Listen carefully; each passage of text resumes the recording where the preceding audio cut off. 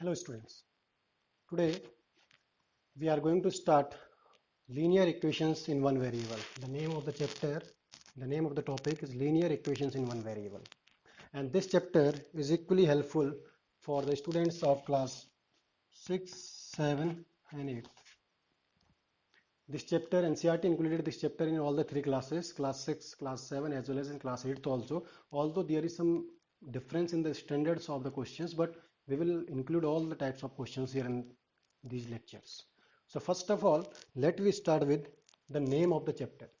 The name of the chapter is telling linear equations in one variable. Chapter का नाम आपसे कह रहा है linear equation in one variable. तो what does it mean actually? इसका मतलब क्या होता है? इसमें आपके पास जो टर्म्स आए हैं पहले उसको समझने की जरूरत है. ठीक है, एक टर्म आपके पास है लीनियर टर्म आया, उसके बाद इक्वेशन टर्म आया, उसके बाद आया वन वेरिएबल आया and that is one variable. ठीक है, if you are the students of class 7th and 8th, तो आपने अलजेब्रा पढ़ी क्लास 6 में, वहाँ पर आपको ये बताया गया कि वेरिएबल और कांस्टेंट क्या होते हैं. मैं एक बार रिवाइज करा दूँ. कांस्टेंट क्या चीज़ होती है? वो सारे टर्म्स जिसके हमारे पास कोई फिक्स वैल्यू होती है, these are called constant.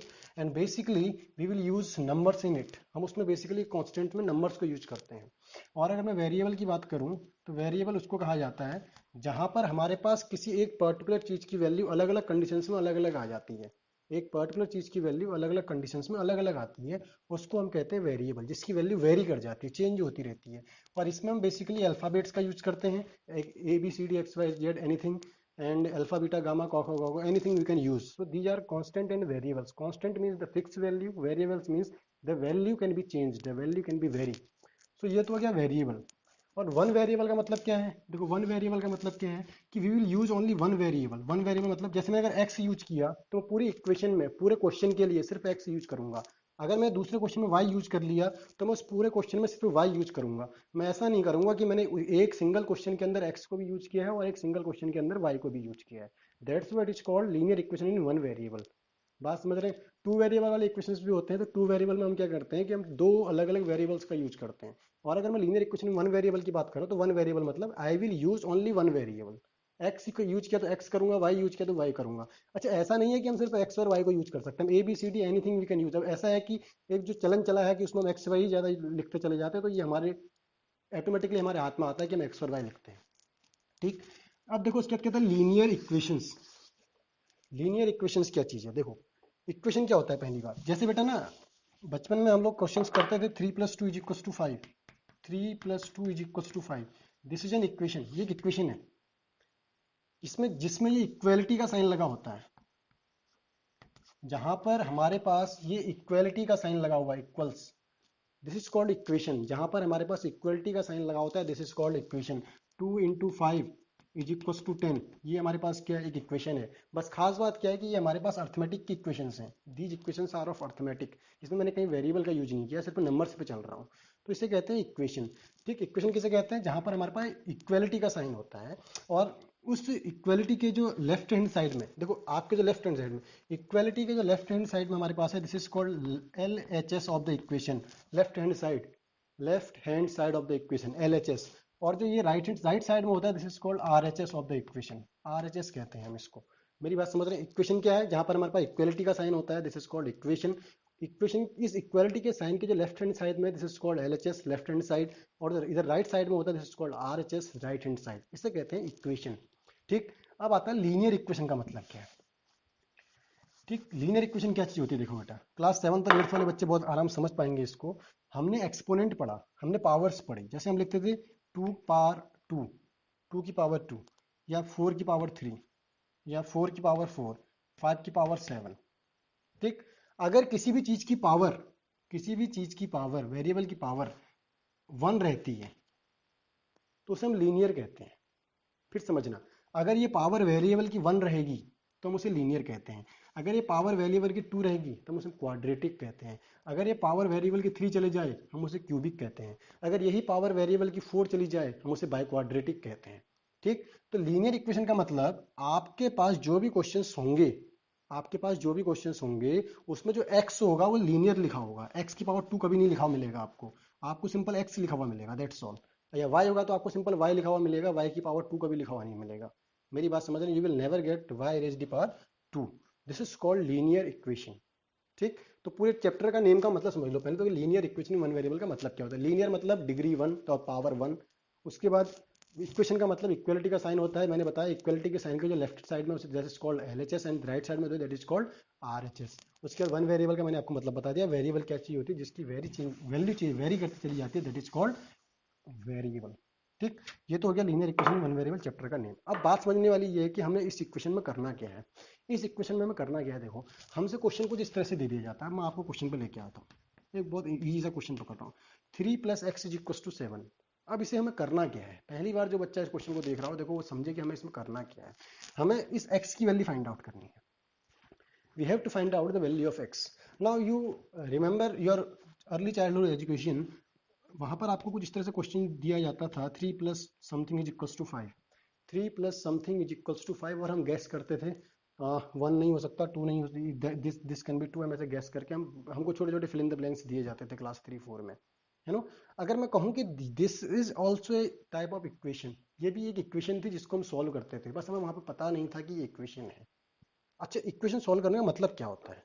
Equation solve करने का मतलब ये है कि मैंने बोला कि हमें इस क्वेश्चन में करना क्या है, हमें ये x की जगह पर क्या कोई नंबर आ सकता है, मुझे उस नंबर को फाइंड आउट करना है। क्या करना है, value of x find out करना, वैल्यू ऑफ x या value of any unknown variable find out करना, इसी को कहते हैं इक्वेशंस का आंसर निकालना।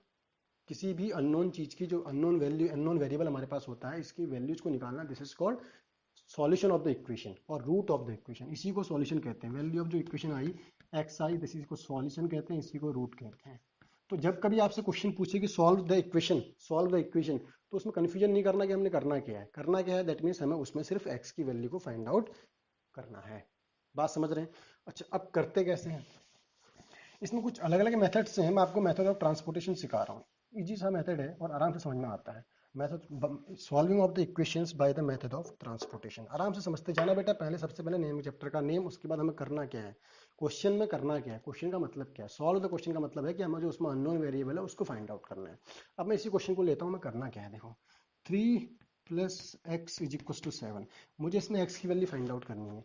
तो x की वैल्यू किस तरह से हम फाइंड आउट करेंगे, इस बात को समझो। ये आपका है LHS और दिस इज योर RHS।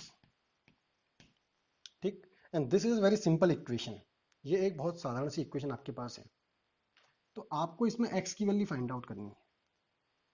तो मेरे हिसाब से आप मानो तो आपने बेसिकली आप अपने माइंड में एक टारगेट बना लो, आप अपने दिमाग में एक टारगेट बना लो कि मैंने x को बिल्कुल अलग कर देना है। x के साथ कोई पर्टिकुलर नंबर या कोई पर्टिकुलर वेरिएबल साथ में कोई दूसरी चीज नहीं होनी चाहिए।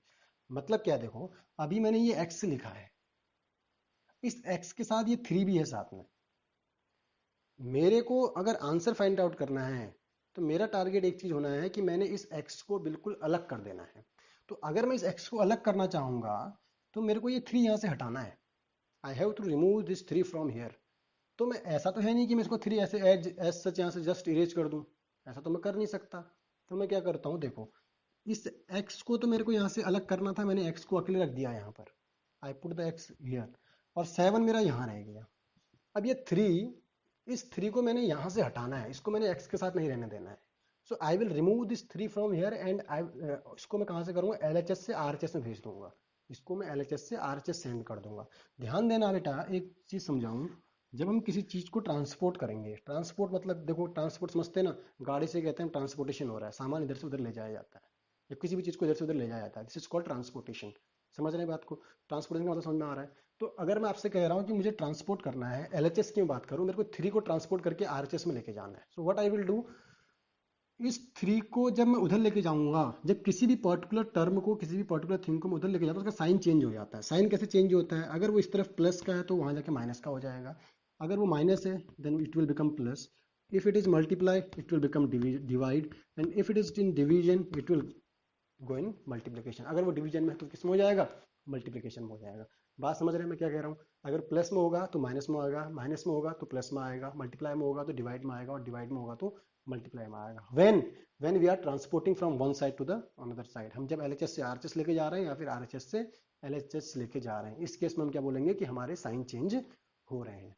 बात समझ रहे हैं, आराम से समझना। अच्छा आगे देखो, तो और एक बात ध्यान रखना, जब किसी चीज के आगे कोई साइन नहीं है, जैसे ओनली 3 लिखा हुआ है, अभी अभी देखो 3 के आगे कोई साइन नहीं है, 3 के आगे हमारे पास कोई साइन नहीं है, तो 3 के आगे जब कोई साइन नहीं है तो हम ये एज्यूम करके चलते हैं कि इसके आगे प्लस लगा हुआ है। अगर 3 के आगे कोई साइन नहीं है तो हम ये एज्यूम करके चलेंगे कि इसके आगे प्लस लगा हुआ है। मेरी बात समझ रहे हैं? दिस इज द रूल, आप इसको याद रखिएगा। अब आगे समझो।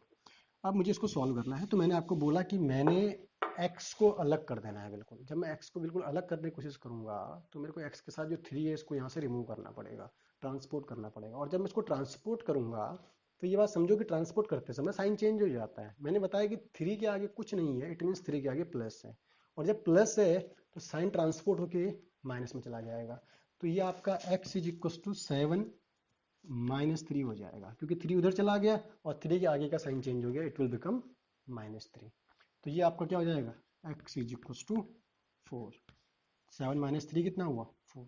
तो मतलब आपका जो x की वैल्यू आएगी कितनी आएगी, 4 आएगी। अच्छा what does it mean actually, x की वैल्यू 4 आने का मतलब क्या है, x की वैल्यू 4 आने का मतलब क्या है?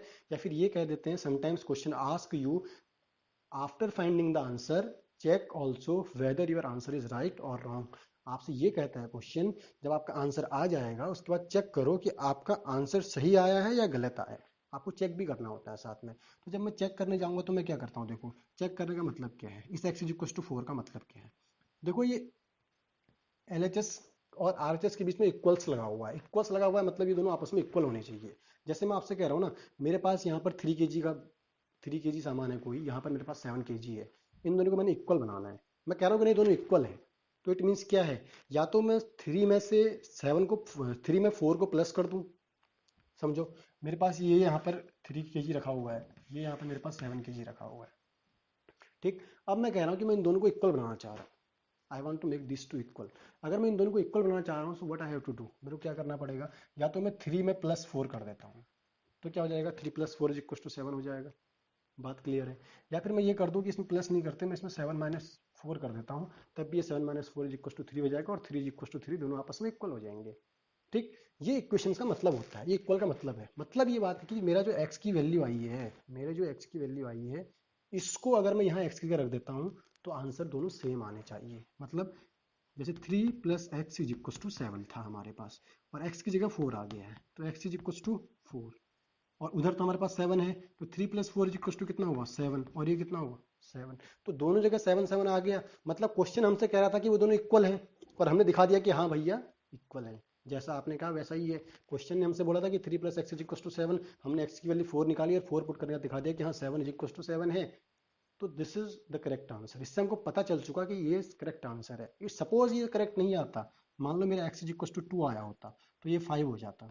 अब अगर ये 5 हो जाता तो 5 इज इक्वल टू 7 हो जाता। मुझे पता चल रहा था कि भैया 5 can never be equal to 7, 5 7 के इक्वल कभी नहीं हो सकता, और जब 5 7 के इक्वल कभी नहीं हो सकता, इसका मतलब मेरा आंसर जो आया है वो रॉन्ग है। तो मतलब अब जो मैंने यहाँ पर x इज इक्वल टू 4 निकाला है, this is the correct answer, ठीक। ये आपके पास इक्वेशन सॉल्व करने का मतलब होता है, इक्वेशन ऐसे सॉल्व की जाती हैं, ठीक है। मैं कुछ और इक्वेशंस ले रहा हूँ, इसको हम करके दिखाते हैं आपको। अलग अलग तरह के क्वेश्चंस हमको होते हैं, धीरे धीरे हम डिफिकल्टी लेवल पे आगे बढ़ेंगे, ठीक। एक जैसे मैं इक्वेशन ले रहा हूँ, x - 2 is equal to 7, x - 2 is equal to 7। बहुत ईजी सा इक्वेशन है, जल्दी बताइए इस इक्वेशन को सॉल्व करने का मतलब क्या है। पहली बात देखो, don't directly go for the answers. कुछ बच्चे क्या गलती करते हैं ना, कि हमें मैथ्स में सीधे आंसर चाहिए। हमें मैथ्स में सीधे आंसर कभी नहीं चाहिए, हमें मैथ्स में स्टेप्स चाहिए। मुझे स्टेप्स पता है, मुझे पता है कि भैया ये स्टेप फर्स्ट है, सेकंड स्टेप है, थर्ड स्टेप है, ultimately I will get the answer. Directly if you will jump for the answers you can do wrong, आप रॉन्ग कर सकते हो, ठीक। तो मेरे को नहीं पता, मेरे को x - 2 इक्वल टू 7 आंसर पता करो बोला। पहले तो ये समझो कि आंसर पता करो का मतलब क्या है। आंसर पता करो का मतलब ये है कि आपको x की वैल्यू फाइंड आउट करनी है। आंसर फाइंड आउट, आंसर का मतलब क्या है कि आपको x की वैल्यू फाइंड आउट करनी है। और जब x की वैल्यू फाइंड आउट करनी है तो मैंने बोला कि हमको x को सेपरेट कर देना है। जिस भी अननोन वेरिएबल की मुझे वैल्यू फाइंड आउट करनी है, मैंने उसको बिल्कुल सेपरेट कर देना है, अलग कर देना है। तो x के साथ है -2 साथ में लगा हुआ है, तो मैं इस 2 को जब यहाँ से हटाऊंगा बेटा, तो ये LHS है, ये RHS में चला जाएगा। दूसरी बात, ये आपका 2 माइनस के साइन के साथ है, तो यहाँ जाके किस में हो जाएगा, प्लस के साइन में जाएगा।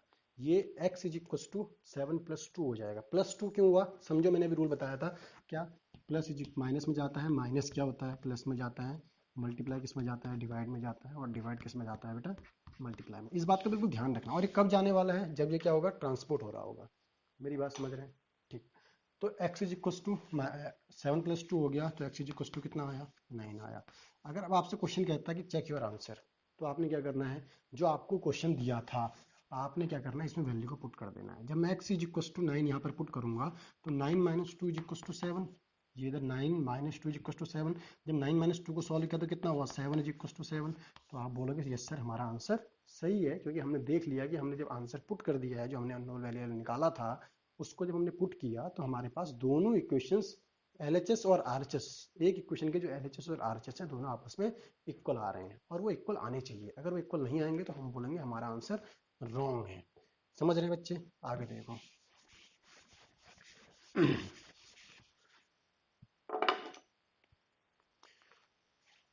थोड़ा आगे लेते हैं। जैसे समझो, सपोज आगे समझो, हमारे पास है 3y is equal to 12, 3y is equal to 12। अब 3y इज इक्वल टू 12 का मतलब क्या है, ठीक। इसमें बोला कि find out the value of y, find out the value of y। तो y की वैल्यू आपको फाइंड आउट करनी है, तो आपने मैंने क्या बोला, जिस चीज़ की हमको वैल्यू फाइंड आउट करनी है हमें उस चीज़ को बिल्कुल सेपरेट करना है, अलग कर देना, उसके साथ अगर कुछ है तो उसको वहाँ से हटाना है। तो आप देख पा रहे हैं कि 3y, तो y के साथ 3 है साथ में, तो मुझे इस 3 को यहाँ से रिमूव करना है, ठीक। I have to remove this 3 from here. जब when I will try to remove it from here, तो यू कैन सी 3y का मतलब क्या होता है। क्लास 6 में हमने आपको बताया था क्या, कि जब किन्हीं दो पर्टिकुलर चीज के बीच में कोई साइन नहीं है, जैसे ए बी लिखा हुआ है, ए और बी के बीच में कोई साइन नहीं है, तो हम बोलते हैं कि ए मल्टीप्लाई बी है।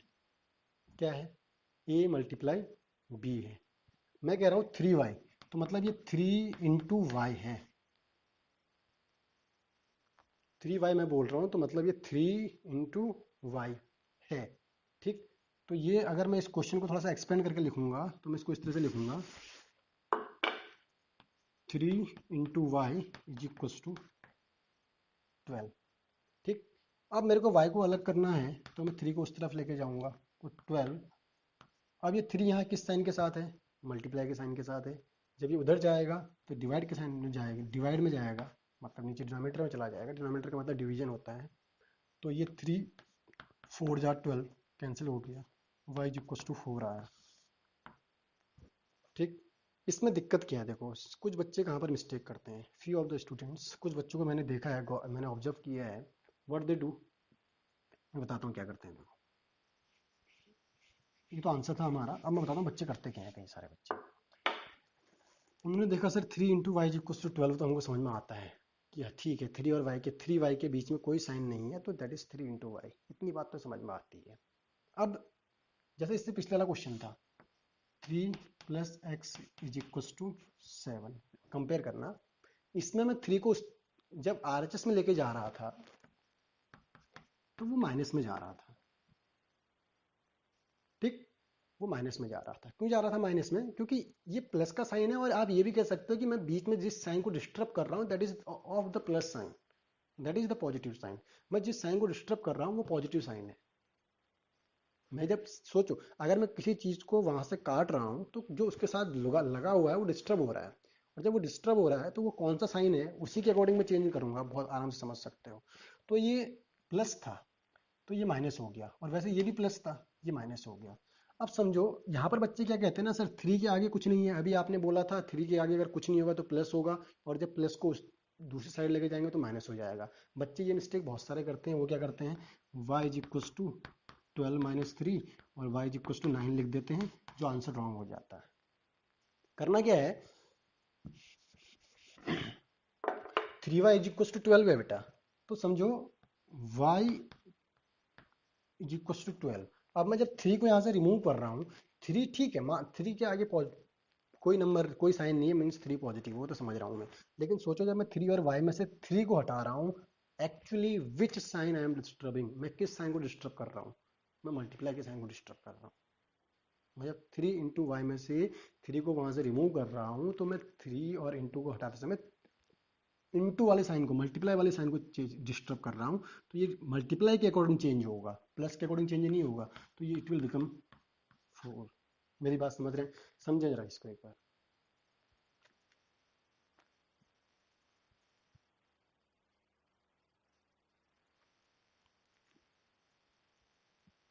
ये मिस्टेक बच्चे करते हैं अक्सर, है ना, इस बात को थोड़ा समझना बेटा। चलिए आगे देखो, y upon 4 is equals to 15, y upon 4 is equals to 15, ये क्वेश्चन है हमारे पास। तो डिनोमिनेटर का मतलब होता है डिवीजन, डिनोमिनेटर का मतलब क्या है? डिवीजन। अगर मैं आपसे कह रहा हूँ 10 अपॉन 2, तो मीन्स मैं 10 को 2 से डिवाइड कर रहा हूँ, मैं बोलूँगा इट इज़ द 5। डिनोमिनेटर का मतलब समझो। तो y upon 4 is equals to 15 if I have written, तो इसका मतलब क्या है कि मैं y को 4 से डिवाइड कर रहा हूँ। तो जब मैं y को 4 से डिवाइड कर रहा हूँ और मुझे y की वैल्यू फाइंड आउट करनी है, then I have to separate out the y, मैंने y को बिल्कुल अलग कर देना है। और जब मैं y को अलग करने की कोशिश करूंगा तो y अलग हो गया, तो 4 हटेगा इसके पास से, तो 4 अभी किस में है? यहाँ पर डिवाइड में है। या फिर आप वही वाली बात समझो कि मैं जब y अपॉन 4 में से 4 को रिमूव कर रहा हूँ, तो मैं किस साइन को डिस्टर्ब कर रहा हूँ? y और 4 ये दोनों आपस में किस साइन से जुड़े हुए हैं? डिवाइड के साइन से जुड़े हुए हैं। ये डिनोमिनेटर लगा हुआ है, डिवाइड के साइन के साथ आपस में लिंक्ड हैं, आपस में एक दूसरे के साथ। तो जब मैं y से 4 को रिमूव कर रहा हूँ, तो मैं डिवाइड के साइन को डिस्टर्ब कर रहा हूँ, और जब मैं डिवाइड के साइन को डिस्टर्ब करूंगा तो ये मल्टीप्लाई के साइन के साथ जाएगा। ठीक, तो आपका y इक्वल टू कितना होगा? 60 हो जाएगा। ठीक, समझ रहे हैं बात? ये चीज़ें छोटी छोटी चीज़ें हैं, इसको आप करते जाइएगा, आपको समझ में आएगा, है ना। और this is very very important chapter. ये ऐसी चीज़ है, जब आपने क्लास 7th में शुरू कर दिया तो ये आपके साथ अभी लाइफ टाइम जब तक मैथ्स पढ़ोगे कभी नहीं छूटने वाला है ना। थोड़ा आगे बढ़ाते हैं चीज़ों को। 6 is equals to x plus 2। अभी मैं आज बहुत सिंपल सी इक्वेशन ले रहा हूँ, नेक्स्ट लेक्चर्स पे हम धीरे धीरे इसका एक लेवल बढ़ाएंगे, हम इसकी वर्ड प्रॉब्लम्स पे भी जाएंगे, और क्लास 7th और 8th की जितने word problems NCERT including R S Aggarwal and other books जितना भी है, हम सबको ऑलमोस्ट कवर करने की कोशिश करेंगे। ठीक है, तो 6 is equals to X plus 2 हमारे पास है। अच्छा, sometimes the students assume in their mind, वो अपने माइंड में इस बात को मान लेते हैं कि जो x है वो सिर्फ LHS में आ सकता है, मतलब जो वेरिएबल है वो सिर्फ LHS में आ सकता है। ऐसा नहीं है। LHS, the variable can get any side, variable किसी भी साइड में आ सकता है, LHS में भी आ सकता है और RHS में भी आ सकता है। जब मैं इसको RHS लेके गया तो कोई बात नहीं है, दिक्कत कोई नहीं है, मेरे को x की वैल्यू फाइंड आउट करनी है। आप वापस आप वही वाला कॉन्सेप्ट लगाइए, अगर मुझे x की वैल्यू फाइंड आउट करनी है, इट मीन्स मैंने x को सेपरेट करना है। और जब मैं x को सेपरेट करने की कोशिश करूंगा, तो x के साथ यहाँ क्या है? 2 लगा हुआ है, और किस साइन के साथ है? प्लस के साइन के साथ है।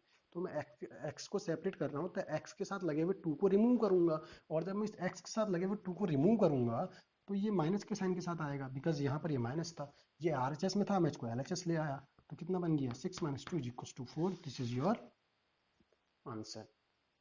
समझ रहे हैं? और आंसर को चेक कैसे करना है? वापस वही बात आती है कि आप क्या करो, इस x की वैल्यू को यहाँ पुट कर दो। 6 इज इक्वल टू 4 प्लस 2, मैंने x की जगह 4 आया, x इज इक्वल टू 4 आया था हमारे पास, तो मैंने x की जगह 4 पुट कर दिया, तो 6 इज इक्वल टू 4 प्लस 2 कितना हो गया? 6 हो गया। तो आपका LHS is equal to RHS आपसे कहा था क्वेश्चन ने, और यहाँ पे दिखा दिया आपने कि 6 इज इक्वल टू 6, तो yes we have got the right answer. बात समझ रहे हैं बच्चे? This is the basics way, मैं बिल्कुल बहुत जो रूट होता है वहां से लेके चीजों को चल रहा हूँ। जल्दीबाजी मत करना, जब मैं टीचर हूँ, मेरे को मैं बिल्कुल जल्दीबाजी नहीं कर रहा हूँ कि मेरे को दिक्कत नहीं है कि सिलेबस कब खत्म होना है, क्या होना है, तो आपको तो बिल्कुल भी नहीं होनी चाहिए। आप बिल्कुल रूट को पकड़ के चलो, डायरेक्ट ही बड़े बड़े क्वेश्चंस लिख दूंगा, आपको समझ में नहीं आएंगे, या मैं खाली मेरे बोर्ड में करते जाने चले जाने से कोई फर्क नहीं पड़ने वाला। मेरे को तो आते हैं, मैं फटाफट फटाफट करते चले जाऊंगा, उससे फर्क नहीं पड़ता। आप कितना समझते चले जाओगे, बहुत बेसिक रूट से मैं आपको समझा रहा हूँ, जहाँ से लगभग लीनियर इक्वेशन शुरू होती है वहां से उठा के मैं समझा रहा हूँ आपको, बहुत आराम से समझते चले जाना। जो क्लास 8th के बच्चे हैं, उन्होंने क्लास 7th में नहीं भी पढ़ा है, तो अब उनको यहाँ से आगे समझ में आता चला जाएगा। कोशिश करो कि हम समझें, चीज़ों को नहीं समझ में आती हैं वापस देखो, फिर देखो, फिर देखो, फिर देखो, पॉज करो, देखो, लिखो, पॉज करो, देखो, लिखो। जैसे मैंने क्वेश्चन लिखा, एक क्वेश्चन आपने मेरा किया हुआ देखा, उसके बाद मैंने सेकंड क्वेश्चन लिखा, पॉज कर लो, मेरा आंसर बाद में देखो, पहले अपना आंसर चेक कर लो, खुद से कोशिश करो, उसके बाद मेरे आंसर से उसको मैच करो। समझ रहे हैं बच्चे? Thank you.